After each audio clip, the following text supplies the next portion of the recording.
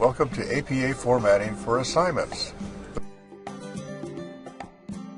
The first thing we're going to work on is the cover page or the title page. The title page has a running head at the top left with a capital R, lowercase h, followed by a colon, and then an abbreviated title. On the top right of the page you have page number 1.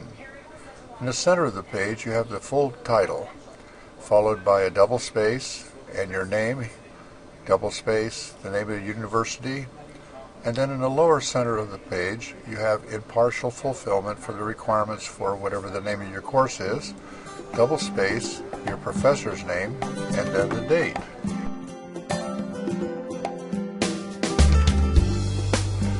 The next page is called the abstract page. It's page number 2. Notice that the abstract page begins with a page header, all in caps, and it's a shortened version of the title. Notice that it's page number 2 in the top right, and that has a title in the center that has a capital beginning and then lowercase lettering. Notice that the text is all double spaced, and full justification is sometimes used, but left justification is acceptable. The abstract is in a short summary of the contents of your paper. Typically it will be about 150 to 250 words, which requires very concise, specific writing. Check the 6th edition of the APA Publication Manual for more information. And the abstract is usually placed on a page by itself, not run together on the page with content. It's usually written in third person. That is, do not use I or me. It should seem like someone else wrote the section. You can, however, use personal pronouns elsewhere in the paper. APA format does not require the use of a third person. The next page in your document is the content pages, and there can be several content pages. They begin with page number 3. They also have a page header at the top, which is all in caps and abbreviated version of the title. It should be the same as the abstract page. The content pages have titles in the center of their sections, which can be bolded and should be bolded, like daily routines in this example. Notice that everything in the content pages is double spaced, and the paragraphs are indented. Content pages can sometimes have in-text citations, which take several formats. The most common includes all 3 element parts in parentheses like this. For example, the name of the authors, comma, the date of the year, comma, followed by a specific page number.